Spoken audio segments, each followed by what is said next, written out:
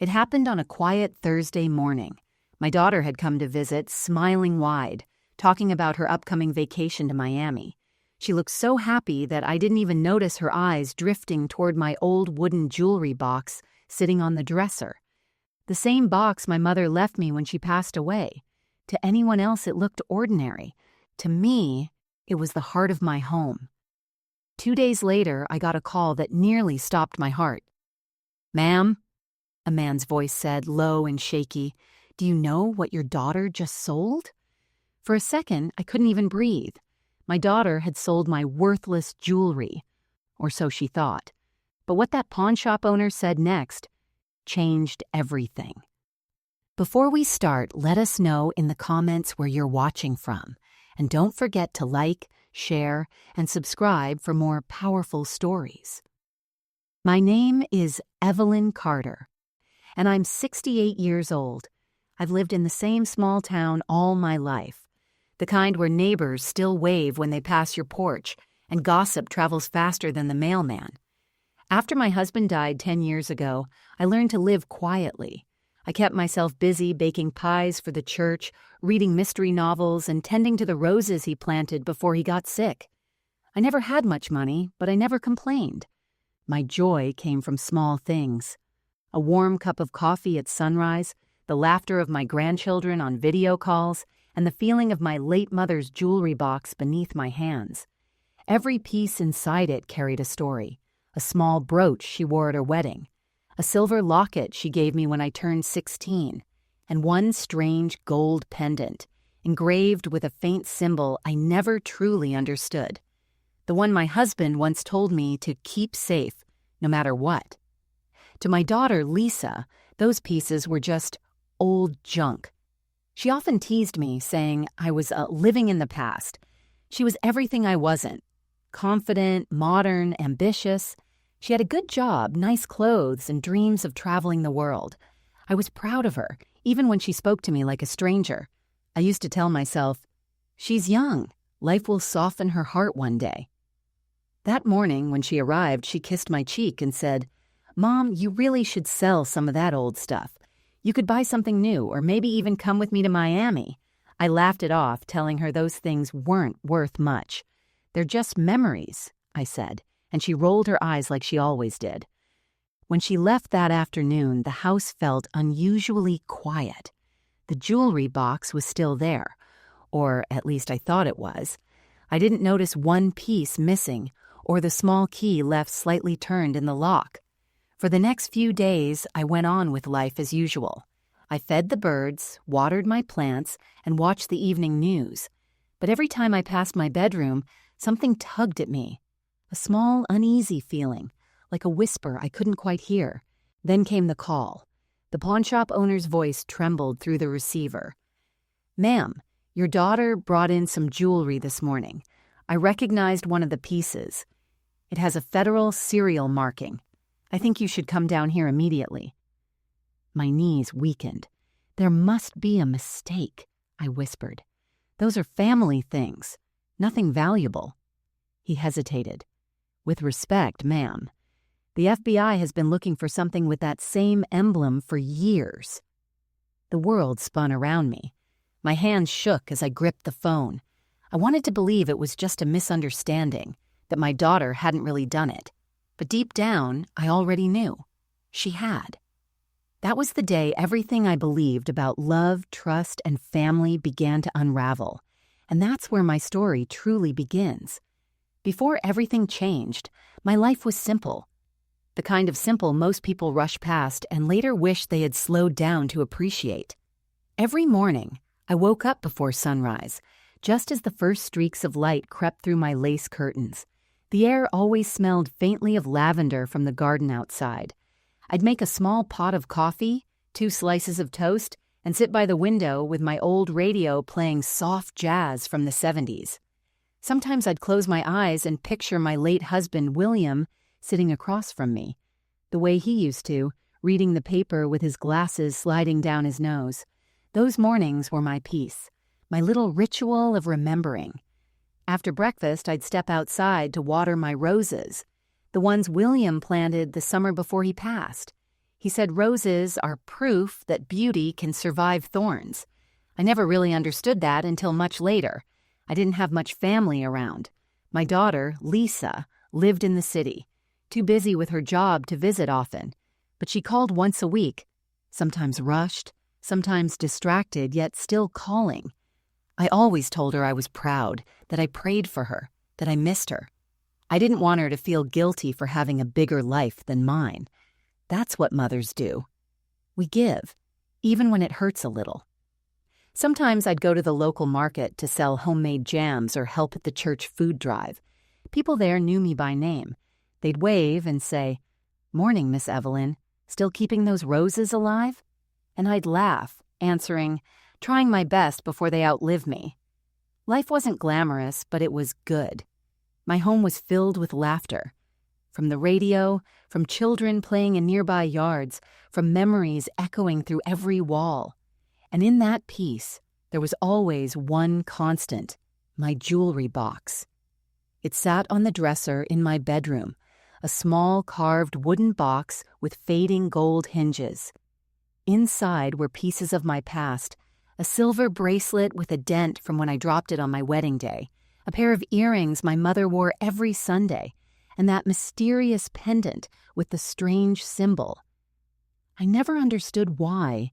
William always looked at that one with such care, polishing it himself, reminding me, "Evelyn, keep this safe. Promise me." I used to laugh and say, "It's just jewelry, dear." But he'd always shake his head quietly. Sometimes, on lonely nights, I'd open the box and run my fingers over the jewelry, not for its worth, but for its stories. Each piece whispered memories, birthdays, laughter, heartbreaks, promises. It wasn't gold to me. It was love in solid form. Lisa never understood that. Every time she visited, her eyes darted around the house, to the old furniture, the framed photos, the chipped teacups, and she'd sigh, saying, "Mom, why do you hold on to all this stuff? You could sell it, redecorate, live a little." I'd just smile and say softly, "Because these things are my life, sweetheart. They remind me who I am." She'd roll her eyes, hug me out of habit, and rush out the door. I always watched her leave with a heavy heart, proud, yet afraid she was forgetting the very roots that once held her steady. That week before it happened, I remember everything felt unusually still. The house was quieter. Even the clock ticked slower. Maybe it was my heart sensing what was coming. The morning of her visit, I had baked her favorite apple pie. She came in with a burst of perfume and energy, laughing about her new job bonus, talking about friends planning a beach trip. I listened, smiling, grateful she was there. I didn't see the restlessness in her eyes, the way they kept glancing at the jewelry box when she thought I wasn't looking. When she left, I stood by the door waving until her car disappeared down the street. My hands still smelled of cinnamon and pie crust. My heart was full, though something deep inside whispered a strange warning I didn't understand. That night, I looked at the jewelry box once more before bed. The wood glowed softly in the lamplight. I touched it and smiled, whispering, "Safe and sound, just like always." If only I'd known that was the last night it would ever truly be mine. It started with something small, so small I almost ignored it.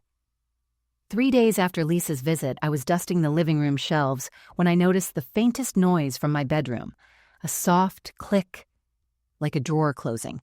I called out, "Is anyone there?" But the house stayed silent. Maybe it was just the wind, I thought, or the old hinges again. Later that afternoon, I went to my room to change the bedsheets. The sunlight was falling just right across the dresser, highlighting the little wooden jewelry box. I smiled out of habit until I saw it. The lid wasn't closed properly. The latch hung slightly open. My heart gave a strange jolt. I always closed that box carefully. Always. I reached out, running my fingers over the smooth wood. The key was still inside, turned halfway, as if someone had been in a hurry. I brushed it off, telling myself I probably forgot to lock it after showing Lisa a bracelet last week. Still, something felt off. When I lifted the lid, the faint smell of my lavender sachet was stronger than usual, like the box had been opened recently. I counted the pieces quickly. The locket, the earrings, the brooch. Everything looked fine. But as I closed the lid, My hand trembled just a little. That night, I couldn't sleep. I kept hearing my mother's voice, her soft, calm tone echoing from memory. Never trust carelessness when it touches what you love. I turned on my side, staring at the shadows stretching across the ceiling. It was just jewelry, I told myself, just things. But my chest felt heavy, as if something precious had already slipped away without me noticing. The next morning, I made coffee and tried to shake off the feeling. I turned up the radio, opened the curtains, and forced myself to hum along with the music. But when I went to feed the birds outside, I noticed the front gate wasn't fully latched either.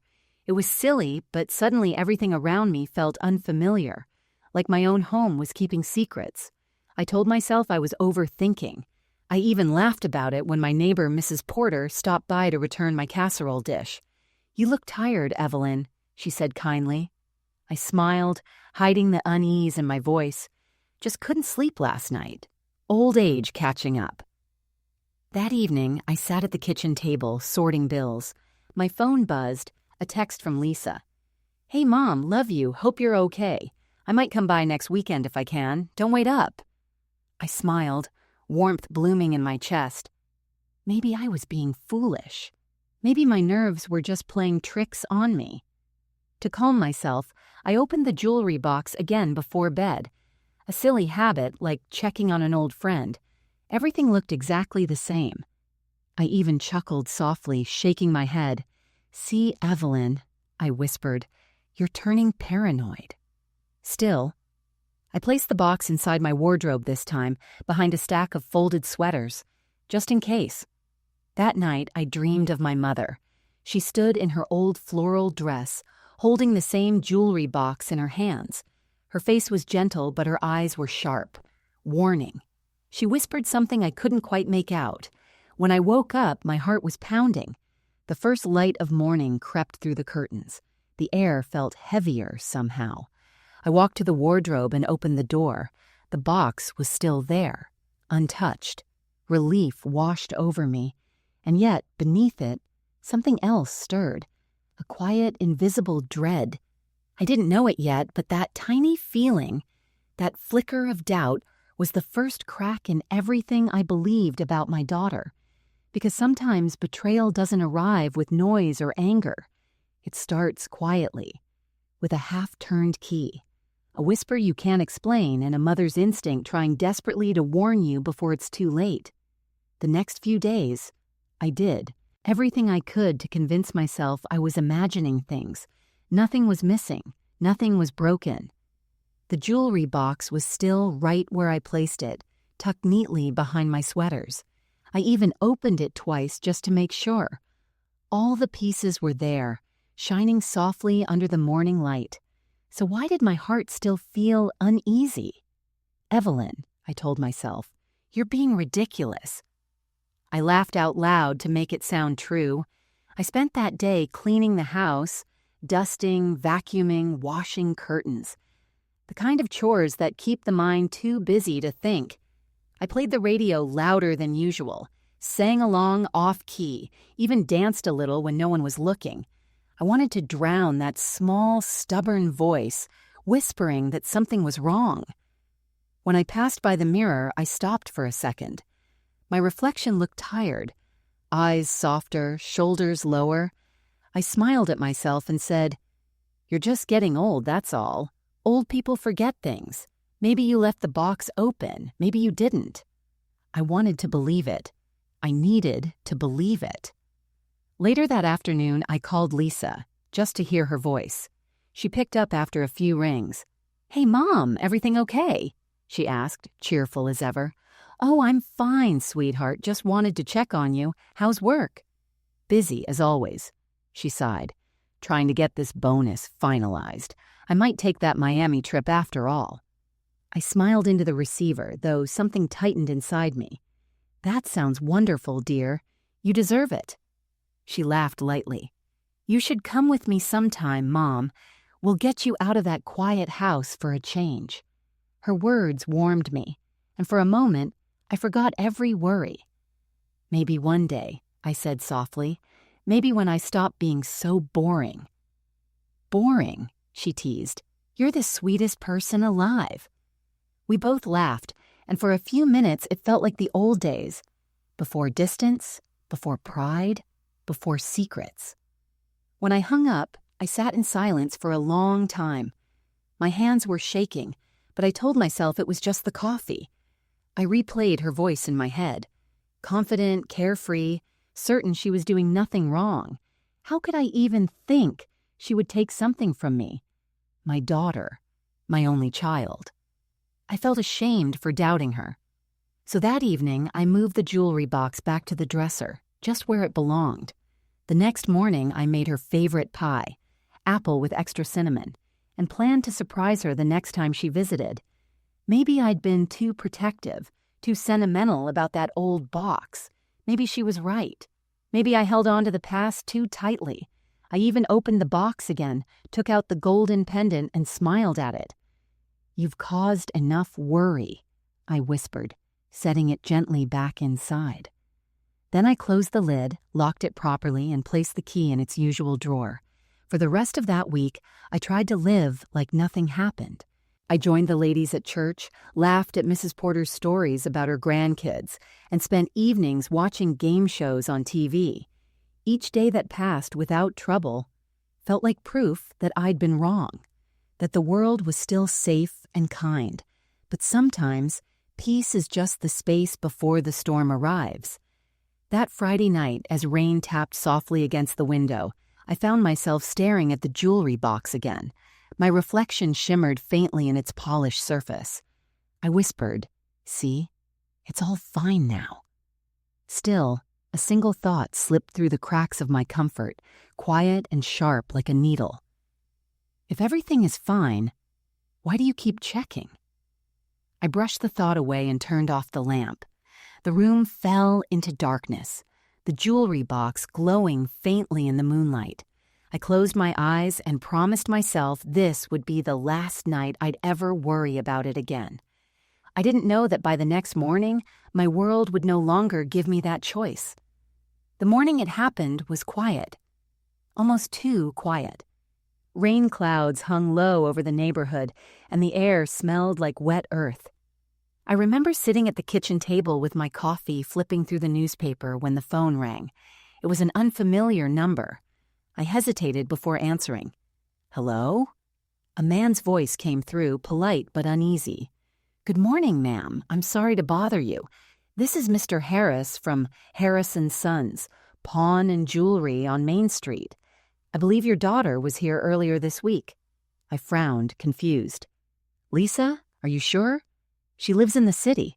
He hesitated, his tone softening. "Yes, ma'am. She brought in a collection of vintage jewelry pieces, family heirlooms, I believe. I wanted to confirm the sale since one item had a unique engraving. It seemed important." For a moment, I couldn't speak. My hand froze around the coffee cup. The sound of my heartbeat filled the silence between us. "Wait," I finally said. "You mean my jewelry, my personal jewelry?" "Yes, ma'am," he said slowly. "A carved wooden box, small latch on top with a gold pendant, a silver brooch, and a wedding bracelet. She said you'd given permission." I felt the blood drain from my face. "Permission? No, I didn't. I would never—" My voice cracked before I could finish. There was another pause. His tone shifted, cautious now. "Then I think you should come by, Mrs. Carter. One of those pieces, the pendant, has a government serial marking. I've already contacted local authorities. They may want to speak with you." My heart dropped. "Authorities? What are you talking about?" He sighed, choosing his words carefully. "It's complicated. Just come as soon as you can. And please, bring identification." When the line disconnected, I sat perfectly still. The house felt suddenly colder, like every memory inside it had turned its face away from me. I walked to my bedroom, slow, mechanical steps, and opened the dresser drawer. The jewelry box was there, just as I'd left it. For a second, hope fluttered inside me. Maybe this was all a mix-up. Maybe there were two boxes that looked the same. But when I lifted the lid, my breath caught in my throat. The pendant was gone. The slot where it once rested was empty, leaving behind only a faint outline in the velvet lining. I ran my fingers over it, shaking my head. No, it can't be. I searched the room, the drawers, the closet, even under the bed. Nothing. The box key was still where I'd left it, untouched. How? When? I sat on the edge of the bed, hands trembling, memories flashing.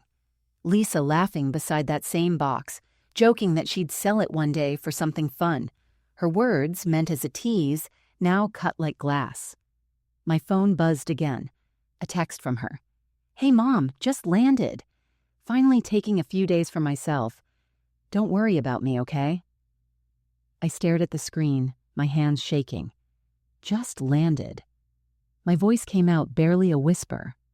"Oh, Lisa, what have you done?" I didn't reply. Instead, I grabbed my coat, clutching the jewelry box to my chest, and stepped into the gray morning. The world outside blurred as I walked to the bus stop. My reflection in the window looked foreign, pale, frightened, older than I'd ever felt before. When I reached the pawn shop, the owner recognized me immediately. "Mrs. Carter," he said softly, leading me inside. He placed a velvet tray on the counter. My jewelry pieces arranged neatly, tags beside each one. My hands trembled as I touched the locket, the earrings. All there. But when my eyes reached the empty slot labeled Item Barfour, Gold Pendant, engraved symbol, I froze. "Where is it?" I asked. He swallowed hard. "The FBI already collected it, ma'am." "The FBI?" "Yes," he said quietly. "They said it matches the description of a pendant stolen decades ago during a federal operation. Said it was part of an open investigation." For a moment, the room tilted. The buzzing in my ears drowned out everything else. I gripped the counter to steady myself. The man's voice softened. "I didn't know how to reach you, ma'am, until I found your name engraved inside the bracelet. I'm sorry. I thought she had your permission." I nodded weakly, unable to speak. As I stepped back outside, the cold rain hit my face. My hands tightened around the jewelry box. I felt betrayal, guilt, and heartbreak all tangled together. I wanted to scream, to cry, to run. But instead, I whispered to the wind, "She doesn't even know what she's done, and neither do I." That was the moment I realized. This wasn't just about jewelry anymore. Something deeper, darker, and far more dangerous had just been set in motion. By the time I got back home, my coat was soaked through. The sky had turned a dull gray, the kind that makes even the brightest houses look colorless. I left the jewelry box on the table and just stared at it, unable to move. I kept hearing the pawn shop owner's words. The FBI already collected it. My own voice echoed in my head. She said I gave her permission. Permission? It felt like poison. That night, I didn't sleep. I sat in the living room with only the hallway light on, waiting for her to call. She didn't.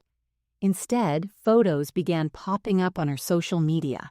Cocktails by a pool, ocean waves, captions that read, "Living my best life." Each new picture felt like a slap. The next afternoon, I finally called her.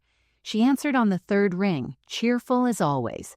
"Hey, Mom, what's up?" My voice shook. "Lisa, I just got a call from a pawn shop. They said you sold my jewelry." There was a pause, short, sharp. Then she laughed. "Oh, that? Mom, relax. It was just old stuff you never wear. I only took a few pieces. You said they weren't worth anything." "Not worth anything?" My voice rose before I could stop it. "Lisa, those were your grandmother's, your father's. You sold them without asking me." She sighed, impatient. "Mom, come on. You've been holding on to that box for decades. You live like a nun. I thought maybe it was time those things did some good. Help me get away for a while." My chest tightened. "Get away? You took my memories for a vacation?" Her tone hardened. "You're being dramatic. I'll pay you back." "Pay me back?" I whispered. "You can't pay back trust, Lisa. You can't pay back a lifetime of love." The line went quiet for a second. Then she snapped, "You know what, Mom? You always guilt-trip me. You care more about dead people's things than your living daughter." Tears blurred my vision. "You don't understand. That pendant you sold, the one with the symbol, it wasn't just jewelry. The police are involved now." She laughed again, but it was nervous this time. "Oh, please. What, is the FBI going to arrest me for selling an old necklace?" I didn't answer. The silence stretched. Her voice lowered. "Mom, what are you saying?" "They came for it, Lisa. It was part of an investigation.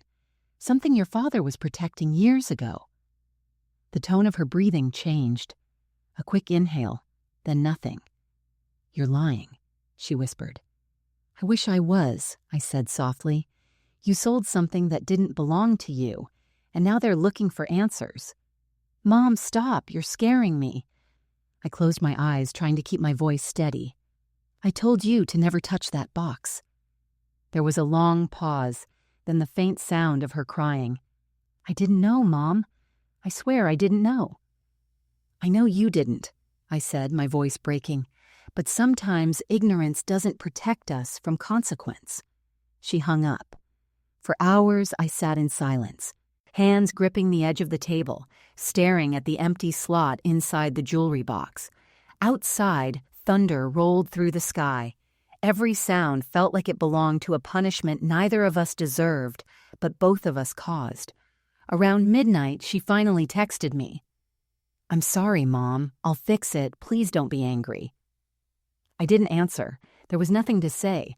I loved her more than life itself. But love, I realized, doesn't erase damage. It only makes the pain deeper. The next morning, a neighbor slipped a newspaper under my door. On the front page was a short article. "Local pawn shop helps federal agents recover missing evidence in decades-old theft case." My hands trembled as I read. The description of the item, a gold pendant engraved with an eagle and code sequence, was exact. I folded the paper carefully and placed it beside the jewelry box. For the first time, I understood why my husband had made me promise to keep it safe. And for the first time in my life, I was afraid of what my daughter had set loose. The morning after the newspaper article came out, I sat at the kitchen table staring at the old rotary phone, waiting for it to ring. Every sound outside, a car door, a passing siren, made me flinch. I didn't know if the next knock on my door would be my daughter or federal agents. By noon, the call finally came. "Mrs. Evelyn Carter?"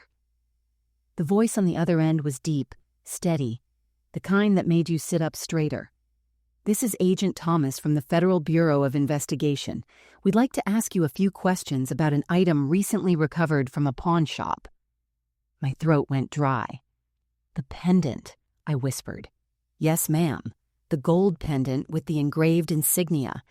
Are you aware of its origin?" I closed my eyes, my voice trembling. "It belonged to my late husband. He told me to keep it safe, but he never explained why." There was a pause on the line. "Mrs. Carter, that pendant was classified evidence from an ongoing cold case, a 1979 federal protection operation. It was believed lost during a break-in at a secure location. Your husband, did you say he was a police officer?" "Yes," I said softly. "Detective William Carter. Retired early, then passed away from a stroke 10 years ago." I could hear the agent shuffling papers. "That explains a lot. He worked under an interagency task force at the time. The same year this pendant disappeared." A chill crept through me. What was it doing in my jewelry box all these years? "That's what we'd like to find out," he said. "It seems your husband might have been protecting something, or someone." The pendant contained a micro-etched serial code tied to a witness protection record. "It's no ordinary piece of jewelry, Mrs. Carter. Whoever had it could access the names of protected witnesses from that era." My breath caught. Witnesses. People my husband used to mention vaguely. Good folks who did the right thing but had to disappear. He always said some truths were too dangerous to tell. Agent Thomas continued. "We're not accusing your family of wrongdoing, but the sale triggered a federal alert. We'll need to retrieve the rest of the box for verification. Do you understand?" I understand," I whispered. But my daughter didn't know. She thought it was worthless. "I believe you," he said kindly, "but please make sure she stays available for questioning." When the call ended, I sat frozen. The room felt heavy, filled with ghosts of secrets my husband never told me. I walked slowly to the bedroom, opened the jewelry box again, and stared at the empty slot where the pendant once rested. My reflection in the mirror behind it looked smaller, older, frightened. For years, I thought I was guarding memories. I never realized I was guarding evidence. That evening, I called my husband's old partner, Detective Raymond Shaw. He was retired now, living a quiet life upstate. When I told him about the FBI call, he went silent for a long time. Then, in a low voice, he said, "Evelyn, listen to me carefully. Your husband never stole that pendant. He took it because someone inside the bureau was selling witness identities. That pendant was the only proof left. He kept it safe with you because no one would ever suspect a widow in a small town." My knees nearly gave out. "Raymond? Are you saying William was protecting it from corruption inside the FBI?" He sighed. "He was trying to protect you. He told me once, if anything ever happened to him, you'd know what to do. He didn't expect your daughter to... Well..." His voice trailed off. Tears burned my eyes. "She didn't mean harm. She didn't know." "I know, Evelyn," he said softly. "But now that the pendant surfaced, whoever wanted it back then might come looking again. Be careful." That night, I locked every door and window, though it brought little comfort. The sound of rain tapping against the glass felt like fingertips. My mind raced with fragments of my husband's old words. "Keep it safe. Promise me." I whispered into the dark, "I kept it, William. But now it's gone." Outside, thunder rolled, long and deep, as if the storm itself had been waiting for the truth to finally surface. And somewhere hundreds of miles away, in a luxury hotel room with ocean views, my daughter was about to find out exactly what kind of storm she had unleashed. That night, sleep wouldn't come. The house that had once felt like a sanctuary now echoed with ghosts. Every creak of the floorboards, every gust of wind rattling the windows, felt like the world reminding me how easily safety can vanish. I sat in the living room, wrapped in my husband's old cardigan, the smell of cedar and faint cologne still clinging to it. The jewelry box lay open on the table, before me. Half empty now, like my heart. Its velvet lining glowed softly under the lamp. I traced my fingers over the empty space where the pendant used to rest, whispering, "You trusted me, William, and I failed you." For years I had protected that box like a secret heartbeat. Now it felt like a confession. Tears started quietly at first, slipping down my cheeks before I even realized. I pressed my palm to my mouth to stop the sobs, but they came anyway. Deep, shaking, angry sobs that had been building for years. How could my own daughter, my only child, do this?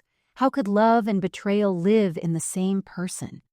I looked around the room, at the framed family photos on the mantel, the Christmas card Lisa drew in second grade, the rocking chair where I once held her after nightmares. Every object whispered a different memory, laughter, promises, lullabies. All of them felt like strangers now. At some point, I got up and walked to her old bedroom. The door creaked open. It hadn't been used in years. The pink wallpaper was fading, and the smell of old perfume lingered in the air. I sat on her bed and ran my hands across the quilt I'd sewn for her high school graduation. My tears soaked the fabric. In the quiet, my mind replayed every warning sign I'd ignored. The half-turned key, the restless look in her eyes, the small lies wrapped in charm. Each memory cut deeper than the last. I whispered into the stillness, "I should have known. I should have stopped her." But another voice, softer, older, whispered back from inside me, "You're her mother. You chose to love, not to suspect." That truth broke me even more. I stood and walked back to the living room, clutching a photo of my husband in uniform. His smile looked steady, calm, like he still believed the world could be good. I placed the frame beside the jewelry box. "You'd know what to do," I said, my voice trembling. You'd protect her, even now. Lightning flashed outside, filling the room with white light. In that instant, I saw my reflection in the glass. A frail old woman holding a photo and a box of secrets, surrounded by everything she loved and nothing she trusted. And that was the moment the dam inside me burst. I screamed. Not in anger, but in heartbreak. The sound startled even me. It wasn't just grief for what my daughter had done. It was grief for every piece of myself I'd lost, trying to be the perfect mother, the quiet wife, the keeper of peace. I sank to the floor, shaking, whispering through sobs, "Please, God, don't let this destroy her. Don't let it destroy us." The storm outside grew louder, thunder rolling like distant footsteps of something coming closer. Somewhere deep in my chest, beneath the pain, a small spark began to form, faint but alive. It was the same feeling I'd had years ago when my husband fell ill, when doctors said there was nothing more to do, and I refused to give up. As the storm raged, I looked at the jewelry box again. The fear that had frozen me for days began to melt into something else, something harder, steadier. If my daughter had set chaos loose, then I would be the one to end it. Because mothers don't stop fighting when they're hurt. They start fighting because they're hurt. And before the storm ended, I had already made my decision. This time, I wouldn't wait for someone else to fix things. This time, I'd face the truth, and whoever else was hiding behind it. By sunrise, the storm had passed, but the silence it left behind was worse. The sky outside my window was pale and heavy, like the world itself was tired of secrets. I hadn't slept. My eyes burned, my body ached, but my mind was sharper than it had been in days. I poured myself a cup of black coffee. No sugar, no milk, just bitter, the way truth tastes. The jewelry box sat on the table, its empty slot still haunting me. I ran my hand over it once more, and for the first time, I didn't cry. I had cried enough. My tears had done nothing but make the silence louder. Now I needed answers. I walked to my husband's old desk, the one I hadn't opened in years. Its drawers were filled with his notebooks, badges, and yellowed papers that smelled faintly of dust and tobacco. I sat down and began to go through everything. Halfway through the second drawer, I found a sealed envelope with my name written on it. Evelyn. The handwriting was his. My heart skipped a beat. I tore it open with trembling hands. Inside was a letter, short and deliberate, as if he knew this day would come. If you're reading this, it means the box is no longer safe. Don't trust anyone who comes asking about it, not even those who claim to protect you. The pendant holds the key to the names of people I swore to protect. I hid it with you because they'd never look for it in plain sight. If something happens to me, finish what I couldn't. Tell the truth. I sat back, the letter shaking in my hands. So he had known. He had planned for this. I whispered into the quiet room, "You always were one step ahead, William." For the first time in weeks, I felt something fierce rise inside me. Not anger, not fear, clarity. I stood up, folded the letter neatly, and tucked it into my coat pocket. Then I picked up the phone and dialed a number I hadn't called in years. Detective Raymond Shaw, my husband's old partner. He answered on the second ring. "Evelyn, you holding up?" "Not really," I said, "but I found something. A letter. He wanted the truth told." He went quiet, then said, "Then it's time you come see me." "I'm not leaving town," I replied. "I'm not hiding anymore." "Evelyn." "No," I interrupted. "I've been quiet my whole life. Quiet when Lisa disrespected me. Quiet when people said I was living in the past. Quiet when my husband carried secrets he never shared. But not this time. I'm done being quiet." There was a pause, then a soft chuckle. That's the Evelyn I remember. I hung up and looked around the house one last time. The sun was rising now, painting everything gold. The same light that used to make my jewelry sparkle now made the dust on the furniture glow. Nothing was innocent anymore, not even the light. I opened the box one final time, gathered the remaining jewelry pieces, and placed them carefully in a small cloth bag. Then I grabbed my late husband's badge, his old recorder, and the letter. If my daughter had unknowingly triggered something bigger, I would find out what it was. I wouldn't let her face the storm alone, but I also wouldn't let her run from the truth. Before leaving the house, I paused at the door and whispered, "You asked me to keep it safe, William. Now I'll keep the story safe, too." The air outside was cold, sharp, and new. As I walked down the steps, a feeling settled over me, a strange mix of dread and strength. For the first time in a long while, I wasn't afraid of what might come next, because when you've already lost everything you love, fear becomes useless. And so I began, not as a grieving widow, not as a betrayed mother, but as a woman finally ready to fight for the truth and for the peace her husband died protecting. The next morning, I woke with a kind of calm I hadn't felt in years. It wasn't peace, not yet. It was focus, the kind of focus that comes when a mother stops asking why and starts asking how. I made myself tea, not coffee this time. I needed clarity, not energy. As the steam curled from the cup, I looked out the window at my garden. Overgrown, half wild, but still alive. That's how I felt, too. Then I sat at the table, spread out my husband's letter beside the jewelry box, and began to plan. If the FBI had the pendant, they had the trail. But they didn't have the story. And stories, the real kind, the kind that carry truth, can still change everything. First, I called Detective Shaw again. He picked up on the first ring. "Evelyn, I want to know everything," I said firmly. "About the case, the pendant, and whoever might still be looking for it." He hesitated, then sighed. "You really want to dig that deep?" "I've been buried in silence long enough," I replied. "It's time I started digging myself out." He agreed to meet at a small diner 2 towns over, neutral ground. Before leaving, I did something I hadn't done in years. I opened my husband's locked drawer and took out his old pocket recorder. Heavy, metal, reliable. I clicked the switch to record and said softly, "This is Evelyn Carter. If anything happens to me, the truth is here." I didn't know if anyone would ever need to hear it, but the act alone gave me strength. When I arrived at the diner, Shaw was already there, sitting by the window with 2 cups of coffee. His hair was white now, his eyes lined with regret. He slid a folder across the table. That pendant, it was evidence from the Harrison case. In 1979, a senator's aide leaked classified witness identities to organized crime. The pendant held encoded names, people who testified against the syndicate. Your husband was supposed to transfer it for safekeeping, but the night before, the storage facility was broken into. He took it and hid it to protect those names. I stared at the folder. "And now it's back in the open because of my daughter." He nodded grimly.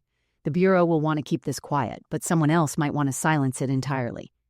"So we make sure they can't," I said. Shaw raised an eyebrow. "You've changed, Evelyn." "No," I said quietly. "I just stopped being afraid of the truth." Over the next few days, we worked together in secret. Shaw helped me scan my husband's old notes matching names and dates.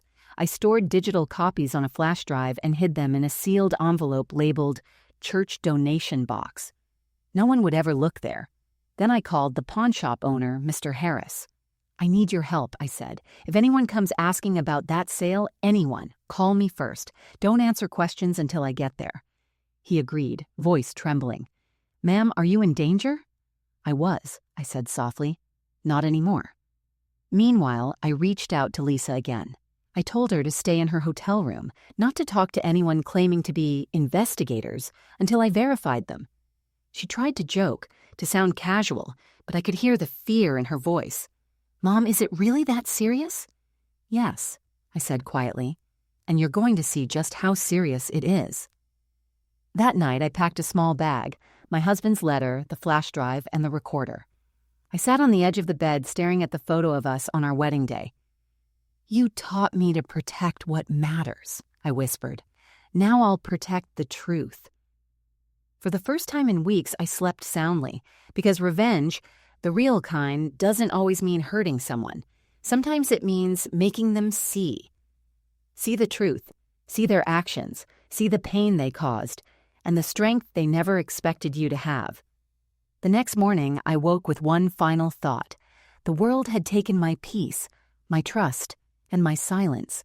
But now, it was about to hear my voice. The day everything came crashing together started like any other.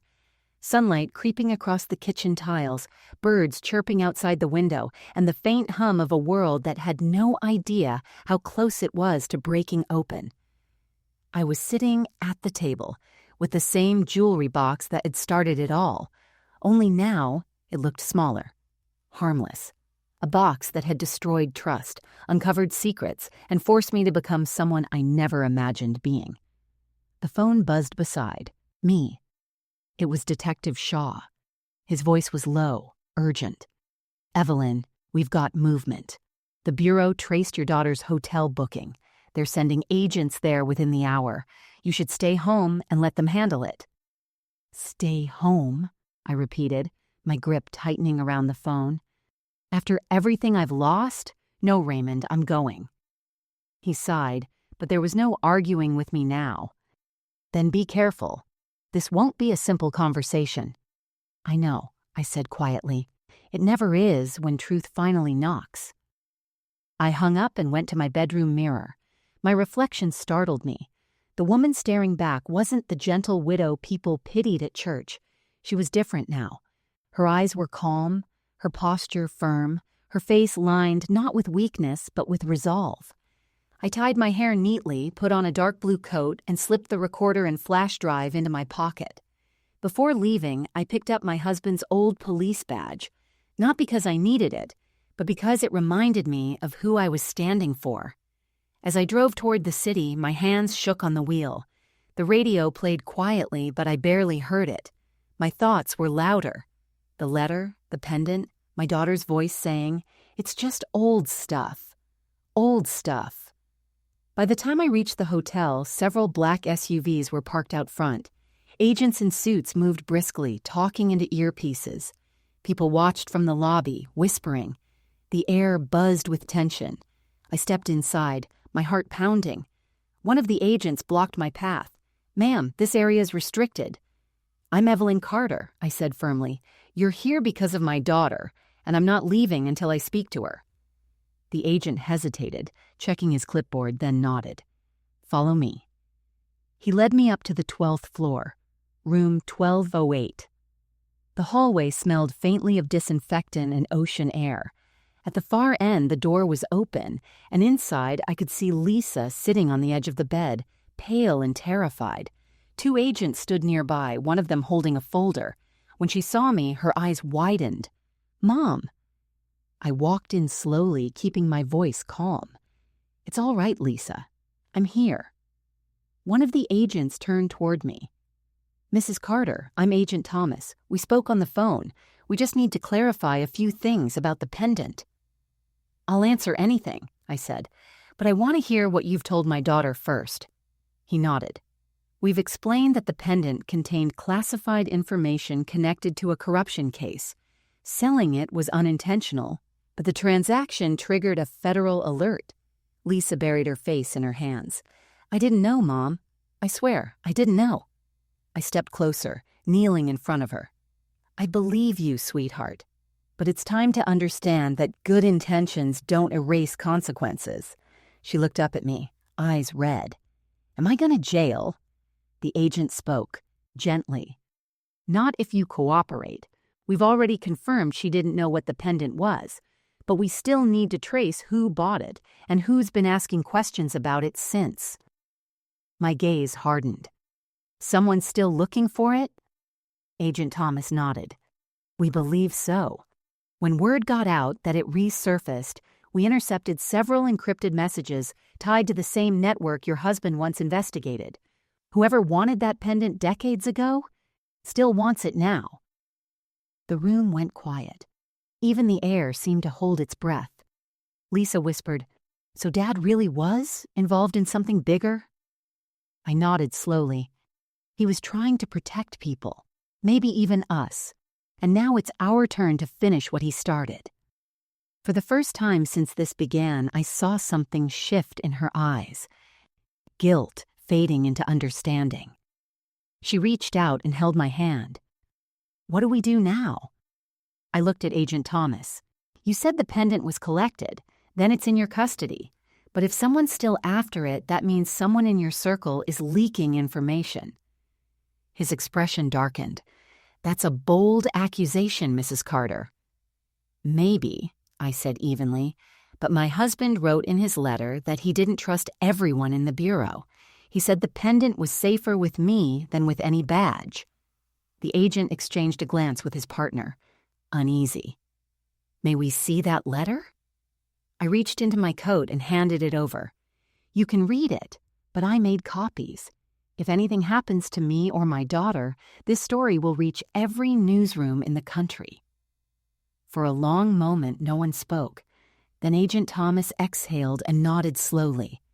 Understood. As they began taking notes, I turned to Lisa again. Her hands were shaking, her face streaked with tears. But there was something new there. Humility.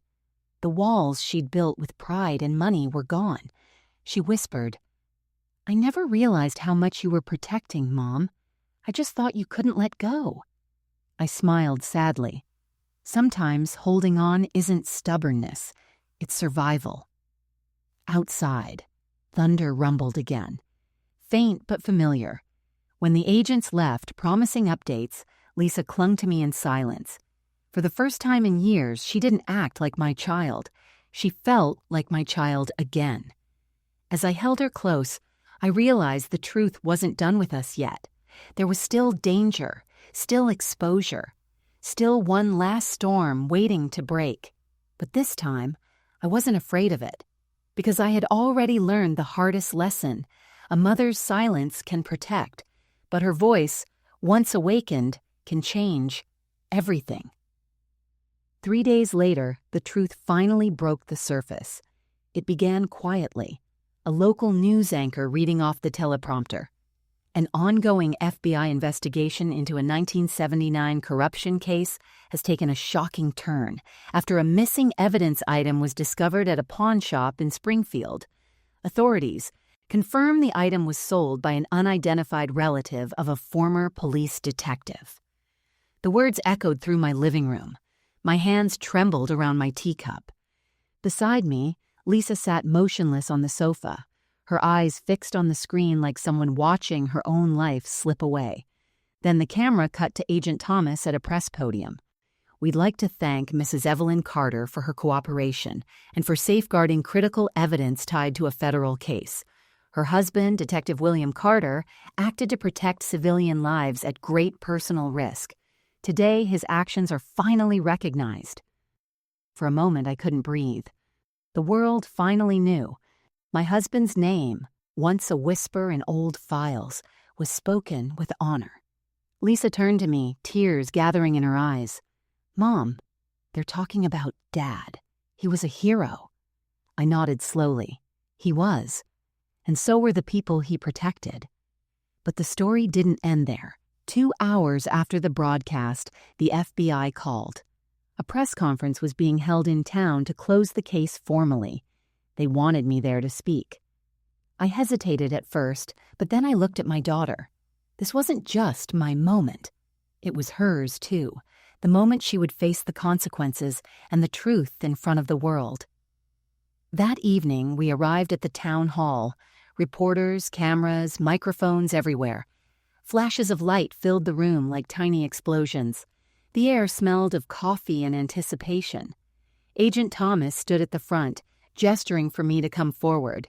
When I took the stage, the crowd fell silent. I could see faces I knew from church and the market, neighbors who once called me Sweet Miss Evelyn. Now they watched as if seeing me for the first time.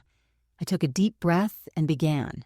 46 years ago, my husband was part of a team that tried to stop a web of corruption from reaching innocent people. When he realized some of his own were compromised, he did the only thing he could. He took the evidence and hid it somewhere no one would ever look, with me, in plain sight. The room was so quiet I could hear the cameras clicking. I didn't know what he was protecting. All I knew was that he made me promise to keep it safe. I did, until someone I love more than life itself made a mistake. I looked toward Lisa.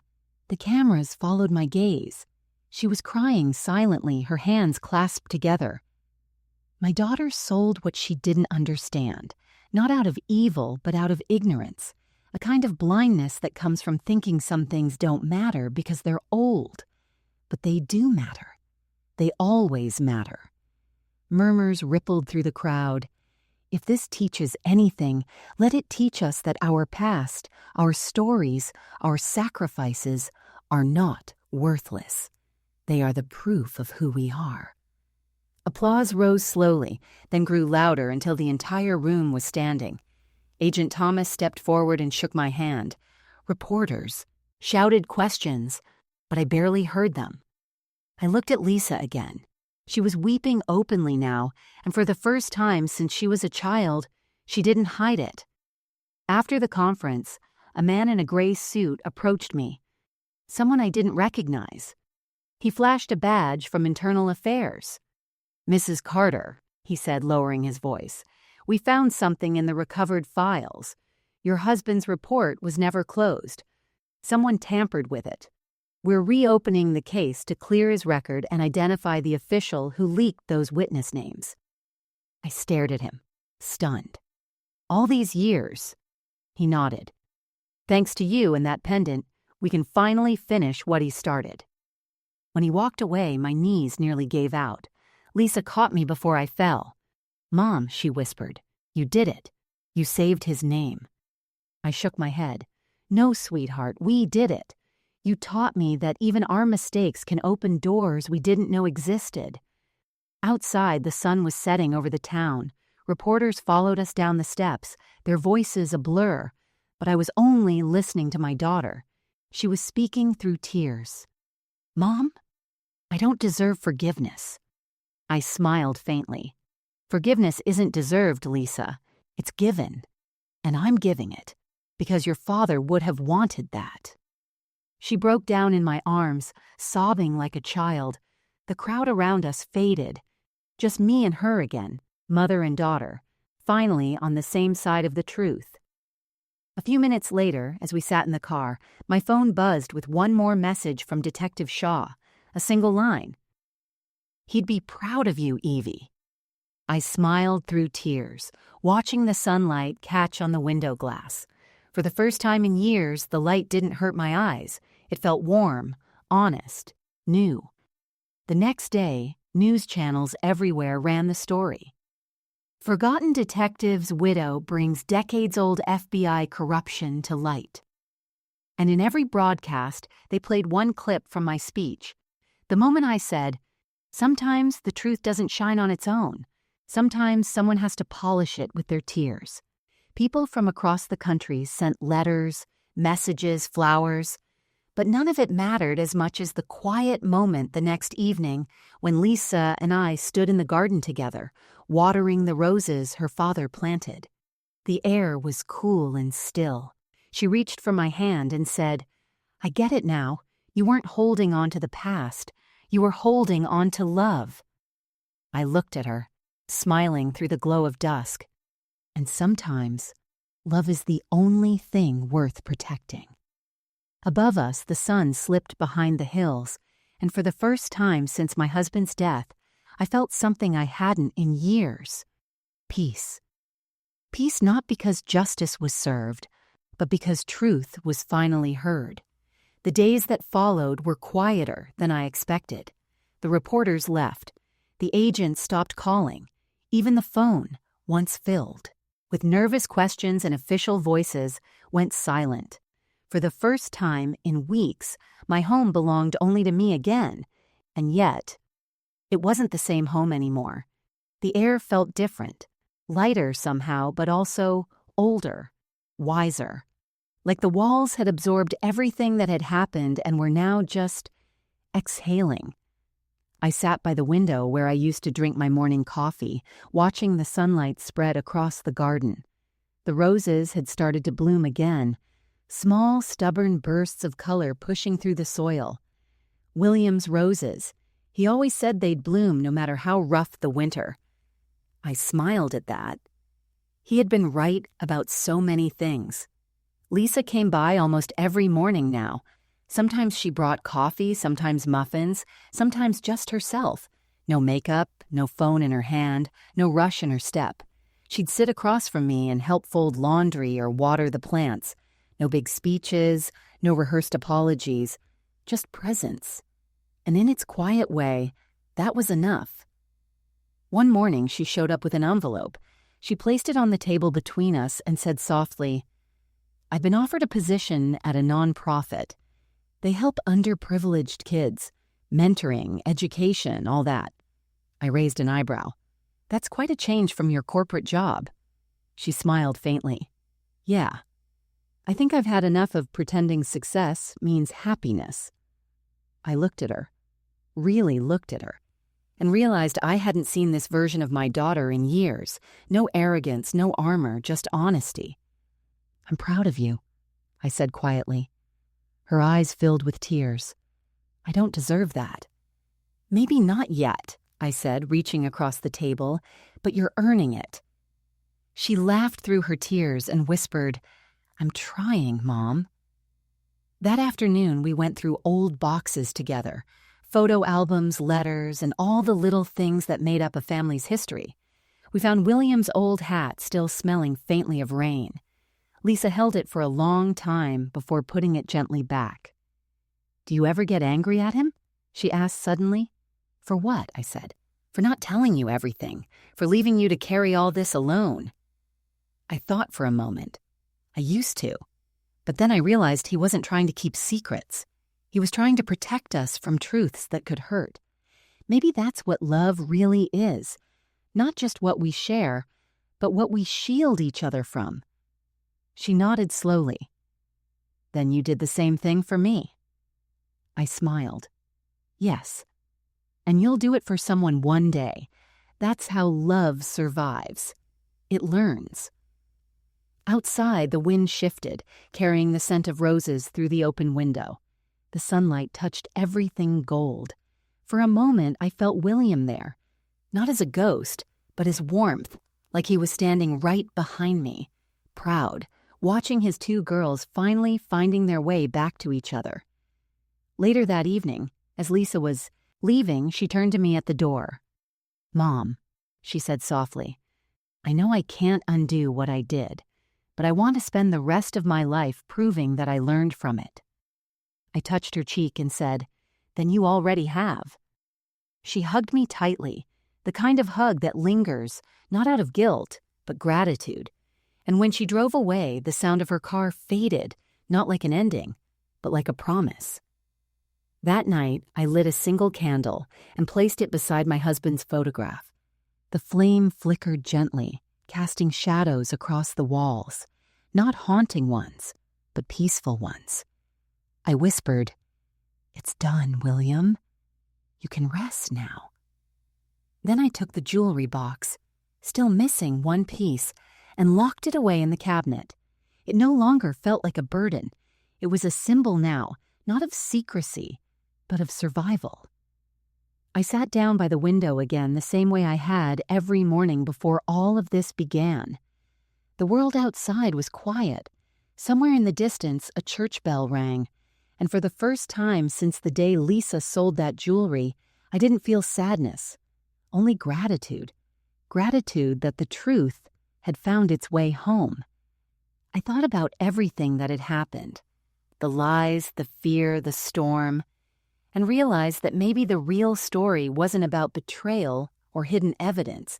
It was about endurance, about the way love, when tested, either breaks or becomes unbreakable. Mine had become unbreakable. When the night settled in, I poured myself a cup of tea and looked at the flickering candlelight. My reflection in the window wasn't the same woman who once mistook silence for safety. It was someone older, braver, Someone who had walked through the fire and come out holding the truth in her hands. And in that quiet, I finally whispered the words that had been waiting inside me for so long. Sometimes, we protect others without realizing we're saving ourselves too. Outside, the roses swayed gently in the wind, their petals glowing under the moonlight, the final proof that even after betrayal, storms, and loss, something beautiful can still bloom again. It's strange how quiet the world becomes after the truth finally speaks. Not silent, just peaceful. The kind of peace that doesn't come from everything being perfect, but from finally letting go of everything you've been carrying for too long. For weeks after the case closed, my home felt like a different place. Not newer, just lighter, as if all the memories inside it had been washed clean. The old photographs on the walls no longer hurt to look at. The jewelry box tucked safely in the cabinet no longer whispered guilt. And when I looked at my daughter's face, I no longer saw betrayal. I saw a woman learning, the hard way, what love really means. Sometimes the hardest lessons don't come from enemies. They come from the people we love most. And forgiveness is not weakness. It's the quiet. Strength to look at someone who broke your heart and still say, "You can come home." Every morning, I walk through the garden with my tea, watching the sunlight stretch over the roses William planted. I remember his words. Roses bloom because they bleed a little first. I never understood what he meant until now. Maybe that's how people bloom too. Through pain, through loss, through learning that even broken things can still be beautiful. Lisa visits every weekend. She brings groceries, laughs with the neighbors, and helps me repaint the kitchen. The house feels full again, not of noise, but of presence, of love returning one heartbeat at a time. Sometimes she stops mid-task and says, "I wish Dad could see us now." And every time, I answer the same way. He does. There are moments when I still think about the pendant, where it is now, who's studying it, whose names were hidden inside. Maybe I'll never know the full truth. Maybe I'm not meant to. But one thing I do know, the secrets we keep can either protect us or destroy us. The difference lies in why we keep them. William kept that secret to protect lives. Lisa hid her guilt to protect pride. And I carried silence to protect love. In the end, all three of us paid a price. But the truth gave us something worth more than peace. It gave us clarity. When I walk through the town now, people smile differently. They don't look at me like the fragile widow who lost everything. They look at me as someone who stood up. They whisper things like, "That's her, the one who helped the FBI uncover the truth." But that's not what I see when I look in the mirror. I see a mother who learned that strength doesn't always roar. Sometimes it just keeps standing when the world gives it every reason to fall. At night, when the wind moves through the trees outside my window, I imagine it's William's voice. Soft, steady, proud. And for the first time in years, I answer back. "We did it, love. You can rest now, and so can I." Family isn't just the people who share your name. It's the people who share your truth. And love isn't proven by the things we give, but by what we refuse to give up on. Greed can destroy blood ties, but honesty, even painful honesty, can rebuild them stronger than before. So protect what's real. Don't let time or pride convince you that old things or old people are worthless. Sometimes the things we think have lost their shine still hold the light that guides us home. If you take one thing from this story, let it be this. Forgiveness doesn't erase the past. It repairs the future. Before we end this story, I want to ask you something. If someone you love betrayed you, but later came back with true regret in their eyes, would you forgive them? Tell me in the comments. What would you do in Evelyn's place? Would you choose forgiveness? Or would you let time decide? And wherever in the world you're watching from, remember, Your story, your pain, your truth, all have value. Because every scar means you survived something worth living for. If this story touched your heart, make sure to like the video so more people can hear it. Subscribe to Voices of Auntie Lia for more stories like this one. Stories of love, betrayal, and redemption that remind us we're never alone in what we feel. And before you scroll away, pause for a moment. Think of the person you may still need to forgive. Sometimes, the peace you're searching for starts with 3 quiet words. I forgive you. As the final light fades across Evelyn's garden, the roses sway softly in the wind, not mourning what was lost, but celebrating what survived. Because no matter how broken a story begins, it can still end with grace.